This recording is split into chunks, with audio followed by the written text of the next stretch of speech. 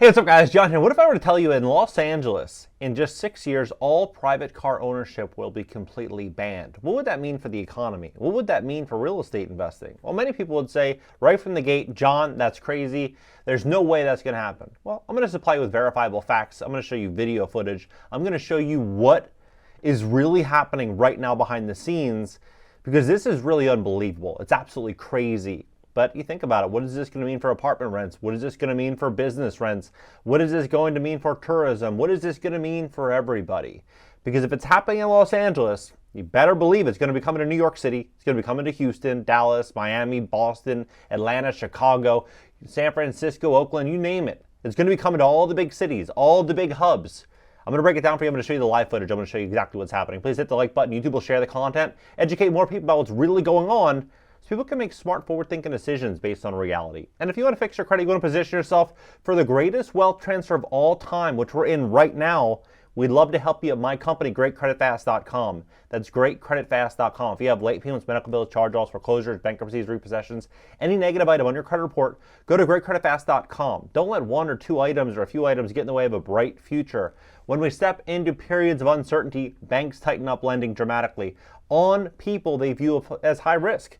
So if you have average credit score, which is a 698, if you have 698 or 700, 710 or lower, you need to change that. You need to do it now. We'd love to give you free advice, at least some, a roadmap, a game plan. We'd love to give you something so that you can kind of plan ahead for this massive wealth transfer, so you can be a part of it and take advantage of it rather than take advantage of you. At GreatCreditFast.com, click the link below. Take a look at this.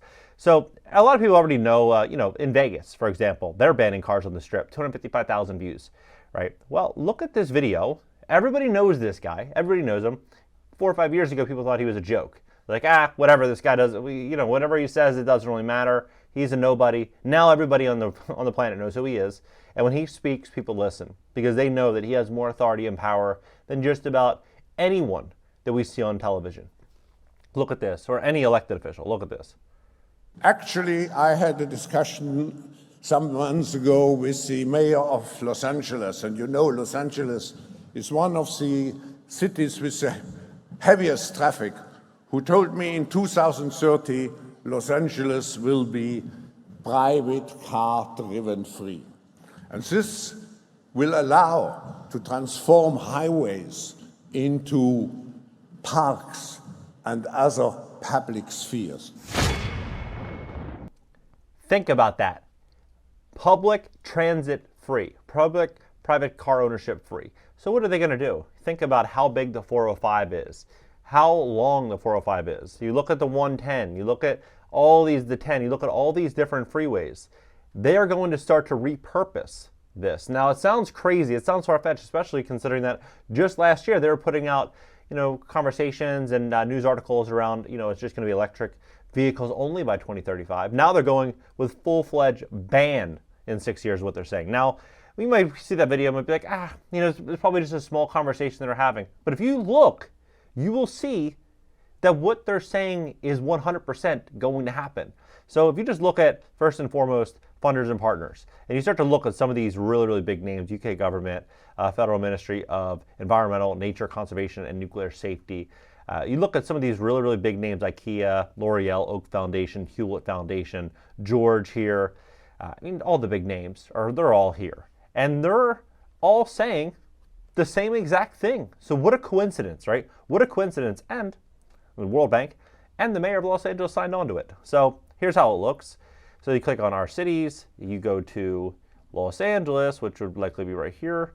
Then you click View City Profile. Then you click Accelerators.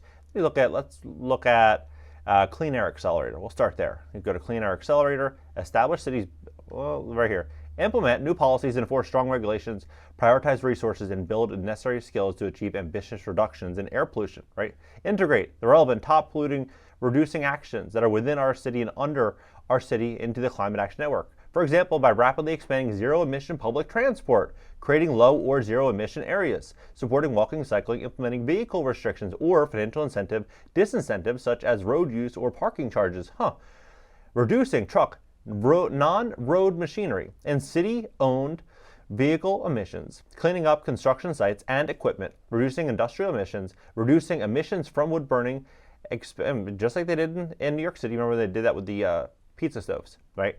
Expanding affordable access to clean energy and cooking and heating, restricting pollution from solid waste burning, right? So they're looking like one and the same. But when you look at this, it says what we do. You click on, we can look at transportation, right? Just to clarify, making transit, walking, and cycling preferred, right? Implementing restrictions on high polluting vehicles. So now let's look at the energy in buildings. All right, energy in buildings is very interesting because this is the worldwide view. So they're saying that for buildings that in the next year, a year and a half, right? By 2025, we'll need to build 1 billion new homes. About 60% of buildings that will exist by 2050 haven't been built yet. This means that constructing a city the size of Stockholm, Milan every week until 2050, or a city the size of Singapore or New York every month, and implementing and enforcing building energy regulations and mandatory performance standards for existing buildings. So all these property owners, think about how crazy this is.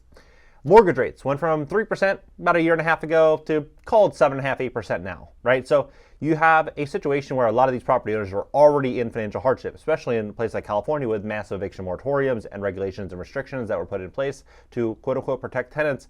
But indirectly, they really cause a lot of damage and a lot of problems for a lot of landlords. During this period, now they're stepping into a period where a lot of them are going to have to refinance, and they're going to be hit with a lot of these new building regulations. And at the same exact time, they're going to bring on a lot more housing stock. Well, how much housing stock? 2.5 million homes, right? They're going to build 2.5 million homes in the next 6 years in California. So if you think about it, California's a population of about 40 million people. So they're going to be increasing the housing stock dramatically, right? Dramatically. And at the same exact time, Newsom is, 2 days ago, he signs new law to bolster eviction protections for renters. So the big question becomes, as we start to move into this situation with much more costs for landlords and a lot more housing stock, how can rents maintain themselves? Well, they can't, right? They're not going to be able to. What's ultimately going to happen is rents are likely going to continue to soften in a very, very big way, and a lot of landlords that don't have the equity in their properties, not going to be able to refinance, a lot of these landlords are going to start to sell. That's what's going to happen. It's going to happen in, I think, in great fashion in a place like California. And they're looking right now, they just invested $400 million in funding to convert a lot of these commercial properties, a lot of which I think are going to be in distress over the next year or two, that the state is probably going to acquire, or at least subsidiaries of the state will acquire, and they'll issue these, office to residential conversions. They're happening everywhere. So if you just hit news, and we'll just put it do it the last month, do it together, right? There's housing shortage, office glut, so why are there only 217 office to residential conversion projects in the pipeline? Let's put in more than 200 LA office buildings fit for conversion 2 weeks ago, right? 2 weeks ago. So you're going to start to see this. You're going to start seeing so much more housing stock, and you're going to see Los Angeles being this beautiful destination city to a situation in which it's going to be universal basic income, it's going to be low income. You're going to start to see a lot more of that happen because California has the policies that support that.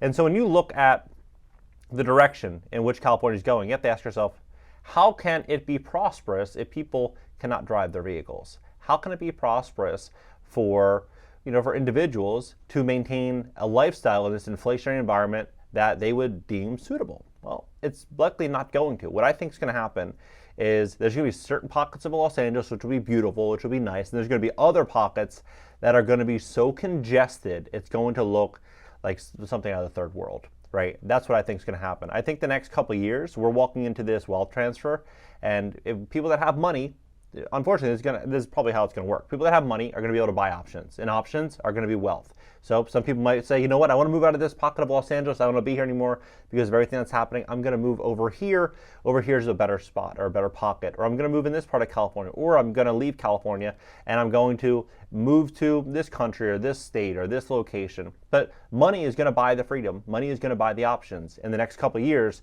next 1 to 2 years, I think are going to be the most important that we will see in our lifetimes. But who would imagine the 405 freeway, the 110, the 10, these major freeways talking about putting parks, talking about putting housing, talking about completely banning private cars. What does that mean for a small business owner in the city? You drop below, you let me know.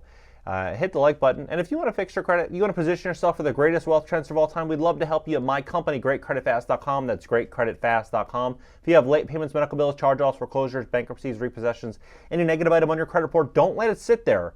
One or a couple items can sit in your report for 7 years. One late payment can drop your score upwards of 180 points, getting in the way of a bright future, getting in the way of what I think is going to be the greatest wealth transfer of all time. So don't let that happen to you. Book a call below. Free strategy session at GreatCreditFast.com, and I'll catch you guys in the next video.